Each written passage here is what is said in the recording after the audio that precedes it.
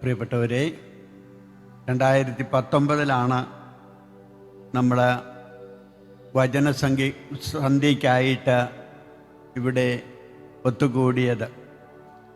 വചനസന്ധ്യ എന്ന പേര് നിർദ്ദേശിക്കപ്പെട്ടപ്പോൾ ജോൺസൺ ചിറമേലച്ചനാണ് ആ പേര് പറഞ്ഞത്. ഏറെ പേരുടെ മുഖങ്ങളിൽ ഒരു അനുകൂല ഭാവം കണ്ടു. അതങ്ങ് സ്വീകരിച്ചു. അപ്പോഴും എൻ്റെ ഉള്ളിലുണ്ടായിരുന്ന ഒരു കാര്യം, ഞാൻ കണ്ടുപിടിച്ചിരുന്ന ഒരു പേര് ഇതിനേക്കാൾ മെച്ചപ്പെട്ടതാണ് എന്നത് തന്നെയാണ്. എങ്കിലും ആ പേര് ഞാൻ അപ്പോൾ തന്നെ എൻ്റെ മനസ്സിൽ നിന്ന് മായ്ച്ചു കളഞ്ഞു, ഓർമ്മയിലേക്ക് വെച്ചില്ല. അല്ലെങ്കിൽ ഏതു നേരവും ഞാൻ ഓർക്കും ആ പേരായിരുന്നു നല്ലത് എന്ന്. ഈ കാര്യം ആരംഭം മുതലേ കൂടെ പ്രവർത്തിച്ചിരുന്ന ഗ്രിംബാൾഡ് അച്ഛനോട് പറഞ്ഞപ്പോൾ വളരെ മനോഹരമായ വരികൾ അദ്ദേഹം വചനസന്ധ്യയ്ക്ക് വേണ്ടി എഴുതി. ഭംഗിയായിട്ട് അതിന് സംഗീതവും ഗ്രിംബാൾഡ് അച്ഛൻ നൽകി. അതിമനോഹരമായിട്ട് അദ്ദേഹം തന്നെ അത് പാടി. അതാണ് നമ്മുടെ വിളംബര ഗാനമായിട്ട് ഇപ്പോഴും നിൽക്കുന്നത്. അത് അങ്ങ് തുടരട്ടെ എന്നാണ് പ്രാർത്ഥന. ഇപ്പോഴിത് ഓർമ്മിപ്പിക്കാൻ കാരണം, നമുക്ക് ഓർമ്മകൾ ഉണ്ടാവണം. ജീവിക്കുക എന്ന് പറഞ്ഞാൽ ഓർമ്മിക്കുക എന്നതാണ്. ഓർമ്മിക്കുക എന്നത് ഓർത്തു പറയുന്നതിൻ്റെയും കൂടി ഭാഗമാണ്. ഓർമ്മിക്കുന്നത് ഓർത്തു പറയുമ്പോഴാണ് നമ്മൾ മനുഷ്യരാവുന്നത്. ഞാൻ ഈ ദിവസങ്ങളിൽ ഫ്രാൻസിസ് മാർപ്പാപ്പയുടെ ആത്മകഥ വായിക്കുകയായിരുന്നു. എത്ര കൃത്യമായിട്ടാണ് ചെറിയ കാര്യങ്ങൾ പോലും അദ്ദേഹം ഓർത്തു വയ്ക്കുന്നതും എടുത്തെഴുതുന്നതും.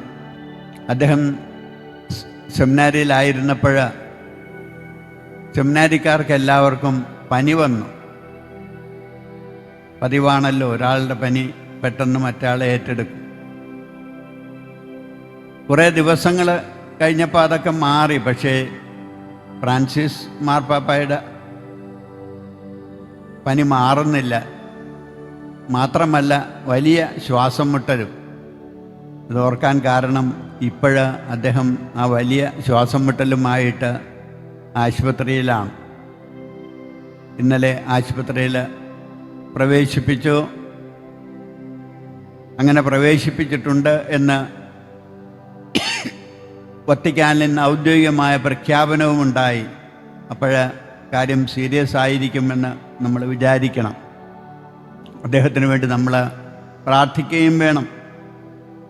അക്കാലത്ത് എന്ത് അസുഖം വന്നാലും കൊടുക്കുന്ന മരുന്ന് എന്താണ് എന്ന് ചോദിച്ചാൽ, വയറിളക്കാനൊരു മരുന്ന്, എന്തെങ്കിലും മുറിവുണ്ടെങ്കിൽ അയോഡിൻ, പിന്നെ പനി പോലുള്ള എന്തെങ്കിലും ഉണ്ടെങ്കിൽ എന്താണ് ആസ്പിറിൻ. ഇത് കൊടുത്തിട്ടൊന്നും മുന്നോട്ടൊരു പോക്കുമില്ല.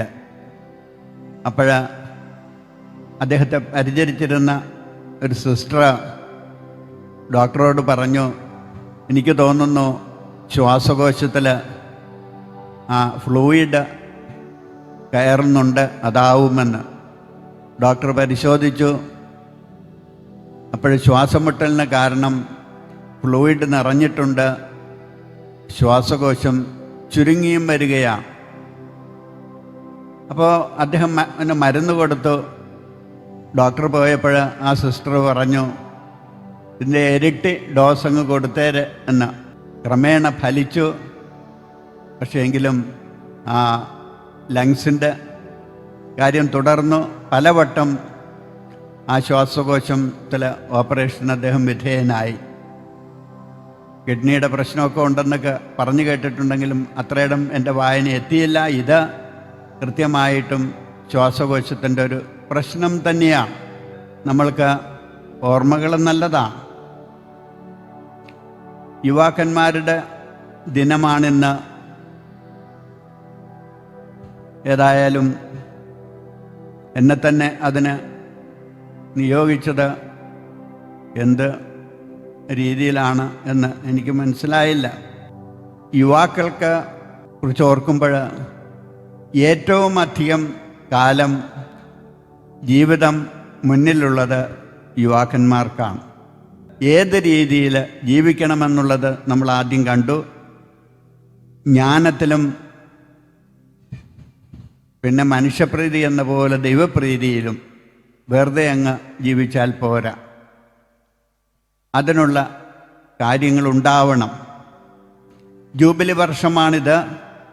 2025 ജൂബിലിയുടെ അടിസ്ഥാന ചിന്തയായിട്ട്, ആപ്തവാക്യമായിട്ട് അവശ്യം നടക്കേണ്ട പരിചിന്തനങ്ങളുടെയും തുടർന്ന് നിർബന്ധമായിട്ടും ഉണ്ടാകേണ്ട പ്രവർത്തികളുടെയും എല്ലാം പേരായിട്ട് പെരഗ്രിനാന്തസ് ഇൻ സ്പേം എന്ന വാക്ക് പ്രത്യാശയുടെ വഴിയിൽ ആയിരിക്കണം നമ്മൾ എന്ന് പറയുമ്പോൾ ഏറ്റവും അധികം പ്രത്യാശ ഉണ്ടാകേണ്ടത് നമ്മുടെ യുവജനങ്ങൾക്ക് തന്നെയാണ്. റോമാക്കാർക്കുള്ള ലേഖനത്തിലെ 5-ാം അധ്യായം 5-ാം വാക്യമാണ് അടിസ്ഥാനമായിട്ട് സ്വീകരിച്ചിരിക്കുന്നത്. പ്രത്യാശ നമ്മളെ നിരാശരാക്കുന്നില്ല എന്ന്. ദൈവമഹത്വത്തിൽ പങ്കുചേരുമെന്ന പ്രത്യാശയിൽ നമുക്ക് അഭിമാനിക്കാം. എന്തെന്നാൽ കഷ്ടത സഹനശീലം ആത്മധൈര്യം പ്രത്യാശയും ഉളവാക്കുന്നുവെന്ന് നാം അറിയുന്നു. പ്രത്യാശ നമ്മെ നിരാശരാക്കുന്നില്ല. കാരണം നമുക്ക് നൽകപ്പെട്ടിരിക്കുന്ന പരിശുദ്ധാത്മാവിലൂടെ ദൈവത്തിൻ്റെ സ്നേഹം നമ്മുടെ ഹൃദയങ്ങളിലേക്ക് ചൊരിയപ്പെട്ടിരിക്കുന്നുവെന്ന്. പ്രത്യാശയുടെ കാര്യം ഓർക്കുമ്പോൾ നമ്മുടെ ജീവിതം എത്ര മനോഹരമായിട്ടാണ് നമ്മുടെ പൂർവികർ നമ്മുടെ രൂപതയ്ക്ക് ഒരു സംവിധാനം ഉണ്ടാക്കിയിരിക്കുന്നത് എന്ന് ആലോചിച്ചാൽ അത്ഭുതകരമാണ്. എത്രയോ വട്ടം ഞാൻ ആവർത്തിച്ച് പറഞ്ഞിട്ടുള്ളതാണ്.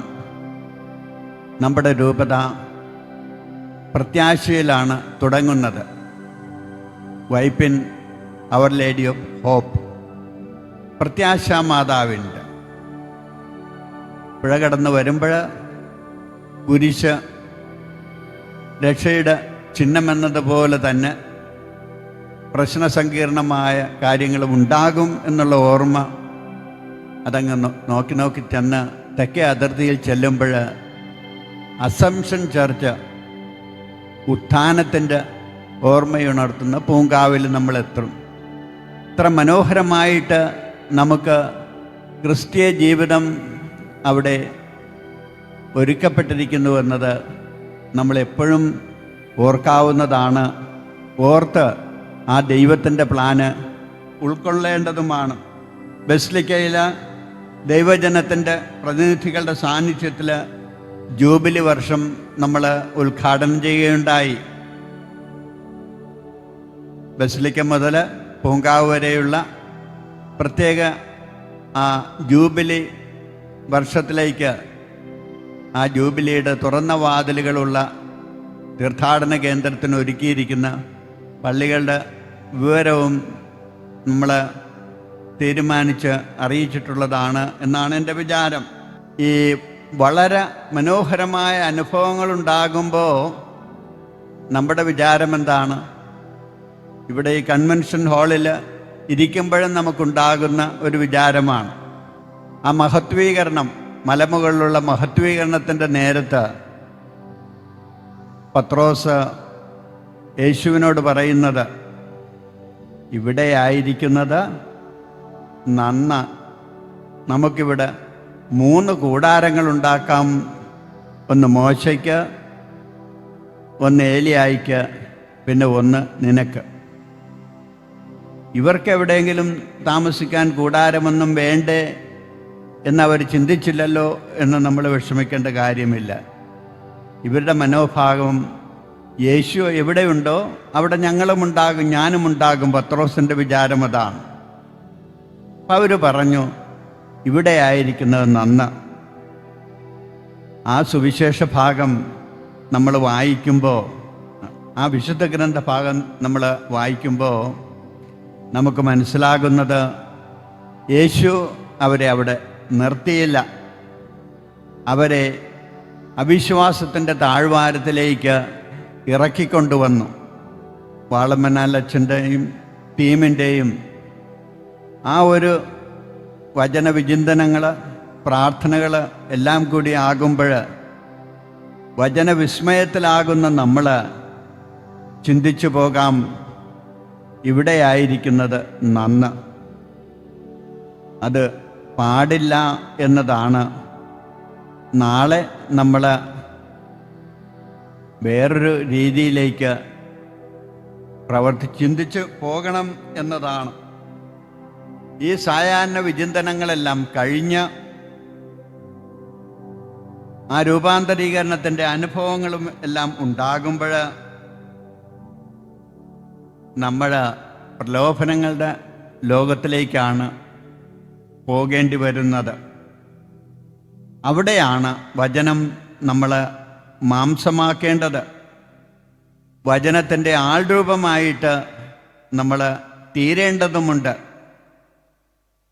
അതുകൊണ്ടാണ് കുർബാനയുടെ നേരത്ത്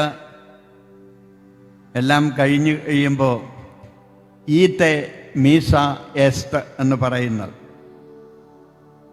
അതിൻ്റെ മലയാള വിവർത്തനം ഒട്ടും ചേരുന്നില്ല. ഈത്തെ കഴിഞ്ഞിട്ട് ആണ് മീസ എസ് എന്ന് പറഞ്ഞാൽ പോകുവിൻ എന്നതാണ് ഈത്തെ എന്ന് പറഞ്ഞാൽ. ഇവിടെ ചടഞ്ഞിരിക്കാനല്ല, നിങ്ങൾ പോവേണ്ടവരാണ്. കോൾഡ്, ക്ലെൻസ്ഡ് ആൻഡ് കമ്മീഷൻഡ്, ഇതാണ് ശിഷ്യത്വത്തിൻ്റെ നാൾ വഴി. വിളിക്കപ്പെട്ടു, വിശുദ്ധീകരിക്കപ്പെട്ടു, ഇനി ദൗത്യവാഹകരായിട്ട് അതിർത്തികളിലേക്ക് വചനത്തിൻ്റെ സുവിശേഷവുമായിട്ട് ഇറങ്ങുക എന്നതാണ് ശിഷ്യത്വത്തിൻ്റെ കാതൽ എന്നറിയുക. കുരിശിൻ്റെ സുവിശേഷം ജീവിക്കാനായിട്ടാണ് നമ്മൾ, എല്ലാം ഉപേക്ഷിക്കാനായിട്ട്. എന്നാൽ പ്രശ്നങ്ങളും പ്രതിബന്ധങ്ങളും എല്ലാം തീർച്ചയായിട്ടും ഉണ്ടാകും. ഓർക്കുക നമ്മുടെ പൂർവികരുടെ ആ യാത്രയുടെ കാര്യം. ഈജിപ്തിൽ നിന്ന് പുറപ്പെട്ടതിൻ്റെ 2-ാം മാസം 15-ാം ദിവസം അവരും അടുത്തു പിറുപിറുപ്പ് തുടങ്ങി. നമുക്ക് തിരിച്ചു പോകാമെന്നാണ് അവർ തീരുമാനിക്കുന്നത്, മുന്നോട്ട് പോകാനല്ല. ഈജിപ്തിൽ ഇറച്ചിപ്പാത്രത്തിനടുത്തിരുന്ന് തൃപ്തിയാകുവോളം അപ്പം തിന്നുകൊണ്ടിരുന്നപ്പോൾ കർത്താവിൻ്റെ കരത്താൽ കൊല്ലപ്പെട്ടിരുന്നെങ്കിൽ എത്ര നന്നായിരുന്നുവെന്നാണ് അവർ ചിന്തിക്കുന്നത്. പുറപ്പാട് 16-ാം അധ്യായത്തിൽ അങ്ങനെ നമ്മൾ വായിക്കുന്നുണ്ട്. എന്തിനാണ് പട്ടിണിക്കിട്ട് കൊല്ലാനായിട്ട് നീ ഞങ്ങളെ ഇവിടെ കൊണ്ടുവന്നിരിക്കുന്നത് എന്നാണ് ചോദ്യം. അപ്പോഴാണ് അവർക്ക് മന്നായും പിന്നെ കാടപ്പക്ഷിയുമൊക്കെ കൊടുക്കുന്നത്. അവർക്കതൊട്ടും പിടിച്ചുമില്ല. കാരണം എന്താണ്? ഈ റേഷൻ സമ്പ്രദായത്തിലാണ് കൊടുക്കുന്നത്, ഓരോ ദിവസത്തേക്കുമുള്ളത്. അങ്ങനെ റേഷൻ വാങ്ങാൻ നിൽക്കാൻ അവർക്ക് താല്പര്യമില്ല. നീ കാനാൻ ദേശം ഒറ്റുനോക്കാനായിട്ട് എല്ലാ ഗോത്രങ്ങളിൽ നിന്നും 12 പേര് വിടുന്നുണ്ട്. അവർ അതെല്ലാം കണ്ട് തിരിച്ചു വരുന്നു. ഈ 12 ഗോത്രത്തലവന്മാർ വന്നപ്പോൾ അവർ ഒരു തെളിവിനായിട്ട് എഷ്കോൾ താഴ്വരയിൽ നിന്ന് ഒരു മുന്തിരിക്കമ്പ് ഉലയോടെ മുറിച്ചെടുത്ത് 2 പേർ കൂടി തണ്ടിന്മേൽ ചുമന്നുകൊണ്ടുവന്നു. മാതളവും അത്തിപ്പഴവും എല്ലാം അവർ കൊണ്ടുവന്നു. ഒരു മുന്തിരിക്കൊല 2 പേര് ചുമന്നുകൊണ്ടുവന്നു വരുമ്പോൾ വെറും തള്ളാണ് എന്ന് നമുക്ക് തോന്നാം. എന്നാൽ അത്ര വലുതായിരുന്നുവെന്ന് കാണിക്കാനാണ്. ഇതൊക്കെ വെച്ചിട്ട് അവർ പറയുന്ന ചില കാര്യമുണ്ട്. നീ പറഞ്ഞതുപോലെ തന്നെ, കർത്താവ് പറഞ്ഞതുപോലെ തന്നെ തേനും പാലും ഒഴുകുന്ന നാട് തന്നെയാണത്. പക്ഷേ അവിടുത്തെ ജനങ്ങൾ മല്ലന്മാരാണ്. പട്ടണങ്ങൾ വിശാലമായ കോട്ടകളാൽ ചുറ്റപ്പെട്ടതാണ്. അവിടെ കണ്ട ജനങ്ങൾ മല്ലന്മാരാണ്. അവരുടെ മുമ്പിൽ ഞങ്ങൾ വെറും വിട്ടിലുകളാണെന്ന് ഞങ്ങൾക്ക് തോന്നി. അതിനേക്കാൾ ഭയങ്കരമായ ഒരറിവും അവർ കൊടുക്കുന്നുണ്ട്. എന്താണ്? അവർക്കും ഞങ്ങളെക്കുറിച്ച് അങ്ങനെ തോന്നിക്കാണും എന്നാണ് അവർ പറയുന്നത്. എന്നാൽ കാലേബും ജോഷുവയും അവർക്ക് വേറൊരു ചൈതന്യമാണ്. അവർ പറയുന്നത് നമുക്ക് മുന്നോട്ട് പോകാം, കർത്താവ് നമുക്ക് തന്നിരിക്കുന്നതാണ്, നമ്മളത് നേടിയെടുക്കും എന്നാണ്. അപ്പോൾ ഇവരെ 2 പേരെയും തട്ടിയിട്ട് പുതിയ നേതാക്കന്മാരെ തിരഞ്ഞെടുത്ത് തിരിച്ചു പോകുന്നതിനാണ് ജനം വിചാരിക്കുന്നത്. അതുവരെയുള്ള ഒരു വചനവും അവർക്ക് കൂട്ടായിട്ട് വന്നില്ല. അതാണ് ജീവിതം. എന്നാൽ നമുക്ക് ഉറപ്പുണ്ട്, എന്ത് പ്രശ്നങ്ങളുണ്ടെങ്കിലും ഇപ്പോൾ നമ്മൾ കണ്ണാടിയിലൂടെ കാണുന്നത് അപ്പോൾ നമ്മൾ നേർക്കുനേർ കാണും എന്നുള്ള പ്രതീക്ഷയാണ്. ഏത് ബുദ്ധിമുട്ടുകളുടെ നേരത്തും പിടിച്ചു നിൽക്കാനുള്ള വചനം അതാണ്. കണ്ണാടിയിലൂടെ പ്രതിഫലനം കാണുന്നു ഇപ്പോഴ്, എന്നാൽ അങ്ങ് ചെന്ന് കഴിയുമ്പോൾ നേർക്കുനേർ കാണാനായിട്ട്. ആദ്യത്തെ രക്തസാക്ഷി സ്റ്റെഫാനോസ് നേർക്കുനേർ കണ്ടു. അതുകൊണ്ടാണ് ഒരു വേദനയുമില്ലാതെ അദ്ദേഹം ആരെയും ശപിക്കാതെ എല്ലാവർക്കും വേണ്ടി പ്രാർത്ഥിച്ചുകൊണ്ട് എന്താണ് പറയുന്നത്? ദൈവപുത്രൻ അവിടെ ഇരിക്കുന്നതും മാലാഖമാർ ഇടതും വലതുമൊക്കെ ഇരിക്കുന്നത് ഞാൻ കാണുന്നു എന്നാണ്. അപ്പോൾ ജീവിതത്തിൽ നമ്മുടെ പദചലനങ്ങൾക്ക് പ്രത്യാശയുടെ ഒരു ഉൾത്തുടിപ്പുണ്ടാകണം, ഒരു കുതിപ്പുണ്ടാകണം. പ്രത്യാശയാണ് ഈ വർഷത്തെ നമ്മുടെ ഏറ്റവും വലിയ പുണ്യം എന്ന് നമുക്ക് മനസ്സിലാക്കേണ്ടതുണ്ട്. ഉദയാസ്തമയങ്ങളുണ്ടാകും, പക്ഷെ എങ്കിലും നമ്മൾ എല്ലാം ഉദയവും അസ്തമയവും കാണാനായിട്ട് നമ്മളെവിടെ പോകണം? കന്യാകുമാരിയിൽ പോയാൽ ഉദയവും അസ്തമയവും കാണാം. പക്ഷെ നമ്മളിവിടെ അസ്തമയം നമുക്ക് നേരെ മുറിയിലിരുന്ന് കാണാവുന്നതേ ഉള്ളൂ. പ്രഭാതവും ഇതൊക്കെ ആവർത്തനങ്ങളായിട്ട് വന്നാലും നമ്മൾ രാവിലെ പുതിയ ദിവസത്തിലേക്ക് പുതിയ പ്രതീക്ഷയുമായിട്ട് എഴുന്നേൽക്കുമെന്നതാവണം നമ്മുടെ ആ ജീവിതത്തിൻ്റെ വിചാരം. ഇതുകൊണ്ടാണ് ജൂബിലി, പ്രത്യാശയുടെ ജൂബിലി എന്ന് മാർപ്പാപ്പ വിളിച്ചത്. തൻ്റെ ആത്മകഥയുടെ പേര് ഹോപ്പ്, പ്രത്യാശ എന്ന് അദ്ദേഹം അതിന് അങ്ങനെ വിളിച്ചതും. സുവിശേഷം പറഞ്ഞു തരുന്നൊരു കാര്യം, നിങ്ങൾക്ക് ഭാവി ഉണ്ടാകണമോ, നിങ്ങൾ മറ്റുള്ളവർക്ക് ഭാവി ഉണ്ടാക്കിക്കൊടുക്കണം. ഭാവിയില്ലാത്ത, പ്രത്യാശയില്ലാത്ത മനുഷ്യർക്ക് ഭാവിയും പ്രത്യാശയുമൊക്കെ ജീവിതത്തെക്കുറിച്ച് നൽകുമ്പോഴാണ് നിങ്ങൾക്കും അങ്ങനെ ഉണ്ടാകുന്നത്. മത്തായിയുടെ സുവിശേഷം 25-ാം അധ്യായത്തിൽ അന്ത്യവിധി അക്കാര്യമാണ് പറഞ്ഞു തരുന്നത്. വിശന്ന് മരിക്കുന്നവന്, കിടപ്പാടമില്ലാത്തവന്, ദാഹിക്കുന്നവന് അതൊക്കെ കൊടുത്തു കഴിയുമ്പോൾ അവനും കൂടി ജീവിതമുണ്ടാകുമ്പോൾ, ഭാവി ഉണ്ടാകുമ്പോൾ, ജീവനുണ്ടാകുമ്പോൾ നമുക്കുമുണ്ടാകും ഭാവി ജീവൻ. നമുക്കൊറ്റക്കൊറ്റക്ക് ഒരു ഭാവിയുമില്ല. കൂടെ അനേകരുണ്ടാകുമ്പോഴാണ് നമ്മൾ രക്ഷപ്പെടുന്നത് എന്ന്. ഇപ്പോൾ വർത്തമാനകാല പ്രശ്നങ്ങൾ, വിഷമതകൾ, ആവശ്യങ്ങൾ, പ്രതിബന്ധങ്ങൾ, അവയിലൊക്കെ മറ്റുള്ളവരുടെ ജീവിതങ്ങളിലേക്ക് നമ്മൾ ക്രിയാത്മകമായിട്ട് ഇടപെടുകയും ഒരു പരിഹാരമായിട്ട് നമ്മൾ അവതരിക്കുകയും ചെയ്യുമ്പോൾ എല്ലാവർക്കും പ്രത്യാശയുള്ള ജീവൻ്റെ ഒരു ലോകം ഈ കാലത്തും നമുക്ക് പ്രതീക്ഷിക്കാവുന്നതാണ്. മദർ തെരേസ ഒരു മാനസാന്തരപ്പെടുത്തുന്ന കാര്യമൊന്നും പറഞ്ഞില്ല. വിശക്കുന്നവനെയും ദാഹിക്കുന്നവനെയും ഒക്കെ ശുശ്രൂഷിച്ചുകൊണ്ടിരുന്നപ്പോൾ പലരും പറഞ്ഞൊരു കാര്യമുണ്ട്: നിൻ്റെ അടുത്ത് മീന് ചോദിച്ചു വരുന്നവന് മീന് കൊടുക്കാൻ നിൽക്കരുത്, അവനെ മത്സ്യം പിടിക്കുന്ന കാര്യം പഠിപ്പിച്ചു കൊടുത്തു വിടണം, അല്ലെങ്കിൽ നാളെയും അവൻ മീനും ചോദിച്ചും കൊണ്ട് വരും എന്ന്. അതൊരു ഡെവലപ്മെൻ്റൽ തിയറിയാണ്, വികസനത്തിൻ്റെ ഒരു തിയറി.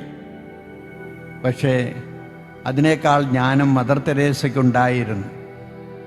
നാളെ ഈ വിദ്യ പഠിക്കാനായിട്ട് ഞാൻ ഉണ്ടാകണമെന്നുണ്ടെങ്കിൽ, ഞാനിന്ന് വീണ് മരിക്കാതിരിക്കണമെങ്കിൽ ഇന്നത്തേക്ക് എനിക്ക് ആ മീന് കൊടുക്കാനായിട്ട്, ദാഹം തീർക്കാനായിട്ട് കടമയുണ്ട് എന്നതാണ്. ഇന്ന് എന്നത് അനേകർക്ക് ഭീഷണിയായിരിക്കുമ്പോൾ നമുക്ക് നമ്മുടെ നാളത്തെ ഭാവിയെക്കുറിച്ച് ചിന്തിക്കാൻ അവകാശമില്ല. അങ്ങനെ ചിന്തിക്കുന്നത് തന്നെ പാപമാണ്. ഭാവി എല്ലാവർക്കും ഉണ്ടാക്കി കൊടുക്കാനായിട്ട് ഏറ്റവും ആവശ്യം, ആർക്കാണോ അങ്ങനെ ഒരു പ്രത്യാശയില്ലാത്തത് അവർക്ക് ആദ്യം കൊടുത്തിട്ട് നമ്മുടെ കാര്യം. സരപ്തായിലെ വിധവ അന്ത്യത്താഴത്തിന് മകനുമായിട്ട് അന്ത്യത്താഴം കഴിച്ച് മരിക്കാൻ പ്ലാനിട്ടിട്ട് വിറക് പെറുക്കാൻ വരുമ്പോൾ എലീഷ അവിടെ വന്നിട്ട് പറയുന്നത് എന്താണ്? എനിക്ക് ഒരു അപ്പം ഉണ്ടാക്കിത്തരിക. എങ്ങനെയുണ്ട്? എന്നാൽ ആ വിധവ പോയിട്ട് അതപ്പം ഉണ്ടാക്കിക്കൊണ്ട് വരികയാണ്. അപ്പോഴവളോട് പറയുന്നുണ്ട്, അത് കഴിഞ്ഞിട്ട് നീ നിൻ്റെ കാര്യവും മകൻ്റെ കാര്യവും നോക്കിയാൽ മതി. പറയുന്നത്, കലത്തിലെ മാവ് തീർന്നില്ല, കുടത്തിലെ എണ്ണ വറ്റിയതുമില്ല എന്ന്. നമ്മൾ മറ്റുള്ളവരുടെ ആ ഒരു കാര്യത്തിലേക്ക് കൂടുതൽ ശ്രദ്ധ കാണിച്ചു കഴിഞ്ഞാൽ കാര്യങ്ങൾ കുറേ കൂടി നല്ല ഒരു ലോകത്തിൽ ഭീതി കുറഞ്ഞ് നമുക്ക് ജീവിക്കാനായിട്ട് സാധിക്കും. അല്ലെങ്കിൽ നമുക്കെപ്പോഴും ഉൾഭയം കൃത്യമായിട്ടും ഉണ്ടാകുകയും ചെയ്യും. അന്യനെ കരുതുകയും അവന് കാവലാവുകയും കരുതലാവുകയും ഒക്കെ ചെയ്യാനായിട്ടാണ് പ്രത്യാശ നമ്മോട് ആവശ്യപ്പെടുന്നത്.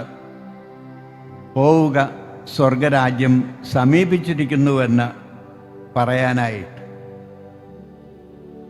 സ്വർഗം കിട്ടാൻ വേണ്ടിയിട്ട് ഈ ഭൂമിയിൽ മനുഷ്യനെ നരകിപ്പിക്കാനായിട്ട് നമുക്ക് പാടില്ല. ഇവിടെ സ്വർഗത്തിൽ ജീവിക്കാൻ തുടങ്ങിയാലേ നമുക്ക് വരാനിരിക്കുന്ന ലോകത്തിലും സ്വർഗമുണ്ടാകൂ. ഇതിൻ്റെ ഒരു എക്സ്റ്റൻഷനാണ് എന്ന് മനസ്സിലാക്കുക.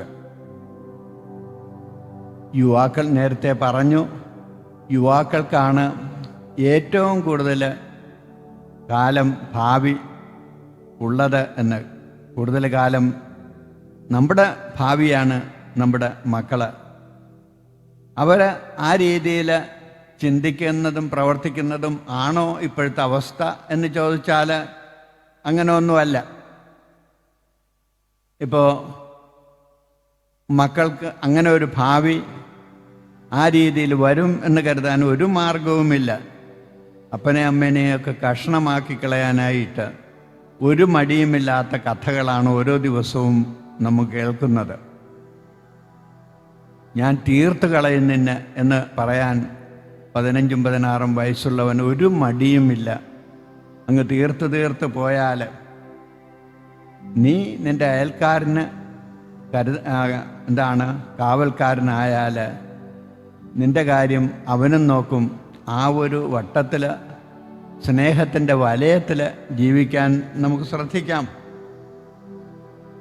ഭാവി എന്ന് പറയുന്നത് നാളെ ഉണ്ടാകാനുള്ള കാര്യമല്ല. ഭാവി ഇന്നേ തുടങ്ങിക്കഴിഞ്ഞു. വരാനിരിക്കുന്ന ഭാവിയിലാണ് നമ്മുടെ യുവാക്കൾ ജീവിക്കുന്നത് എന്ന് അവർ മനസ്സിലാക്കണം. അപ്പോൾ അതല്ലെങ്കിൽ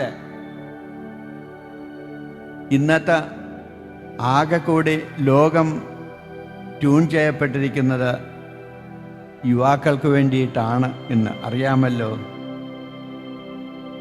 ഇന്ന് മാർക്കറ്റിൽ ഉള്ള എല്ലാ വസ്തുക്കളും തന്നെ യുവത്വം നഷ്ടപ്പെടാതെ സൂക്ഷിക്കുന്നതിനുള്ള മരുന്നുകളും കാര്യങ്ങളുമൊക്കെയാണ്. വയസ്സ് ആകാതിരിക്കാൻ വേണ്ടിയിട്ടുള്ള വസ്തുക്കളെ മാർക്കറ്റിലുള്ളൂ. അതുകൊണ്ട് അതാരാ വാങ്ങിക്കുന്നത്? ചെറുപ്പക്കാർക്കതൊന്നും ആവശ്യമൊന്നുമില്ല. അവരാകെ എന്താ ചെയ്യുന്നത്? മുഴുവനും കീറിയിരിക്കുന്ന പാൻറ്റോ അല്ലെങ്കിൽ ഇറക്കമില്ലാത്ത ഉടുപ്പോ ഒക്കെ അത് മതി അവർക്ക്. എന്നാൽ ഒരു 10-40 വയസ്സാകുമ്പോഴാണ് ആകുലതയോടുകൂടി ആണുങ്ങളും പെണ്ണുങ്ങളും എല്ലാം യുവത്വം നഷ്ടപ്പെടാതിരിക്കാനായിട്ട്, വയസ്സന്മാരാകാതിരിക്കാനായിട്ട്, വയസ്സുകളാകാതിരിക്കാൻ വേണ്ടിയിട്ട് എല്ലാ ബുദ്ധിമുട്ടുകളും കഴിക്കുന്നത്. അപ്പം ആകെ കൂടി യുവത്വം മതി ലോകത്തിന് എന്ന് ചിന്തിക്കുമ്പോൾ എല്ലാ പ്രായത്തിലും എല്ലാവർക്കും ഇടമുള്ള ഒരു ലോകം നമുക്ക് വേണ്ടേ എന്ന്, അതിന് വീടുകളിൽ തന്നെ അതിന് ഒരു രീതി ശീലിച്ചുകൊണ്ട് മുന്നോട്ട് പോകാനായിട്ട് സാധിക്കേണ്ടതല്ലേ? നമ്മുടെ മക്കളെ ആ രീതിയിൽ പരിശീലിപ്പിക്കുന്നതിനെക്കുറിച്ച് ചിന്തിച്ചുകൂടെ? പിന്നെ ഏറ്റവും അത്യാവശ്യമായിരിക്കുന്നൊരു കാര്യം, ഇപ്പോൾ ഒന്ന് എറണാകുളത്തേക്കൊന്ന് ഇറങ്ങുക, അല്ലെങ്കിൽ ഈ ഇൻ്റർനെറ്റിൽ ഒന്ന് പരിശോധിച്ച് നോക്കിയാൽ ഏറ്റവും കൂടുതൽ പരസ്യം എന്തിനാണെന്നറിയാമോ? ശ്രവണ സഹായിയുടെ പരസ്യമാണ്. എന്ന് പറഞ്ഞാൽ ഈ ചെവി കേൾക്കാനായിട്ട് കൂടുതൽ സഹായിക്കുന്ന ഇത്രയും പേര് വാങ്ങുന്നതിന് കാരണം എന്താണ്? ചെറുപ്പത്തിൽ തന്നെ നമ്മിൽ അനേകർക്ക് പൊട്ട് ആയിട്ടുണ്ട്. കാരണം എന്താണ്? ഏത് നേരവും ഇങ്ങനെ ചൂണ്ടിക്കൊണ്ട് പാട്ടും കേട്ടിങ്ങനെ നടന്നു കഴിയുമ്പോൾ ഒരു ചെവിക്ക് സഹിക്കാവുന്നതിൻ്റെ മാക്സിമം കഴിഞ്ഞ് കഴിയുമ്പോൾ പിന്നെ കേൾവിയൊന്നും ഇല്ല. അപ്പോൾ അത് പ്രായമുള്ളവർക്ക് മാത്രമല്ല, ചെറുപ്പക്കാർക്കാണ് ഇപ്പോൾ കേൾവി കുറഞ്ഞിരിക്കുന്നത്. എന്തുകൊണ്ടാണ്? അപ്പോൾ അത്യാവശ്യം വേണ്ട ഒരു കാര്യം, ഇങ്ങനെ ബഹളത്തിൻ്റെ ഒച്ചയുടെ ലോകത്താണ് ജീവിക്കുന്നത് മനുഷ്യർ. മുറിയിലേക്ക് കയറിയാൽ ഉടനെ തന്നെ പേടിയാണ്. അപ്പോൾ ഉടനെ ടി വിയോ സ്വരമോ എന്തെങ്കിലും വെച്ചിട്ട് സ്വരമില്ലേ കാര്യം തീർന്നു. അപ്പം നമ്മൾ അത്യാവശ്യം വേണ്ട ഒരു കാര്യം മൗനമായിരിക്കാനായിട്ട് കുറച്ച് നേരം പരിശീലനം, യുവാക്കളും മുതിർന്നവരും എല്ലാവർക്കും അത്യാവശ്യം വേണ്ടത് മൗനമായിരിക്കാനായിട്ട് കുറച്ച് നേരം. ആ മൗനമായിട്ടിരിക്കുമ്പോഴാണ്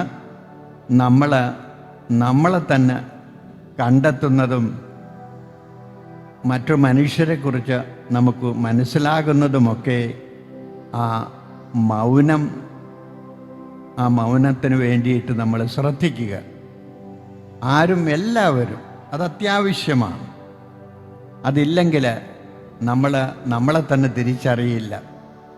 സങ്കീർത്തനത്തിൽ പ്രശാന്തമായ ജലാശയത്തിലേക്ക് അവിടുന്ന് എന്നെ നയിക്കുന്നു, എൻ്റെ പ്രാണനെ അവിടുന്ന് തണുപ്പിക്കുന്നുവെന്ന് പറയുമ്പോൾ ഞാനതിനെ വ്യാഖ്യാനിക്കുന്നത് വെള്ളത്തിൻ്റെ അടുത്ത് ചെല്ലുമ്പോഴാണ്, പ്രശാന്തമായ ഒഴുക്കില്ലാത്ത വെള്ളത്തിൻ്റെ അടുത്ത് ചെല്ലുമ്പോഴാണ് നമ്മൾ ആരാണ് എന്ന് തിരിച്ചറിവുണ്ടാകുന്നത്. കാരണം നമ്മുടെ പ്രതിഫലനം അവിടെ കാണും. അപ്പം നമ്മൾ വ്യത്യസ്തനായ ഒരാളാണ് എന്ന് നമുക്ക് തോന്നും.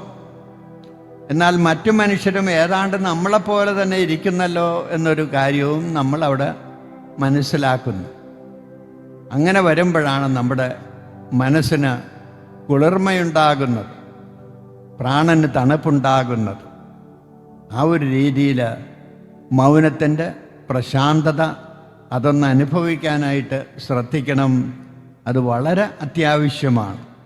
അതല്ലെങ്കിൽ നമ്മളൊന്നുമാകില്ല, ബഹളത്തിലായിട്ട് ബഹളം വയ്ക്കുന്നവരായിട്ട് മാത്രം തീരും. ഈ ഒരു രീതിയിൽ നമുക്ക് ജീവിച്ചുകൊണ്ട് നമ്മുടെ ഭാവി ദൈവം പറഞ്ഞു തരുന്നത് എന്താണോ അതിനനുസരിച്ച് ചെയ്യാനായിട്ട് സാധിക്കുന്ന ഒരിടമാകട്ടെ. പോവുക ഈത്തെ എന്താണെന്നിട്ട് ദൈവം രക്ഷയാകുന്നുവെന്നുള്ള സുവിശേഷം മനുഷ്യരെ അറിയിക്കാനായിട്ട് സന്തോഷത്തോടു കൂടെ നമുക്ക് ഇവിടെ നിന്നിറങ്ങാം. ആമേൻ.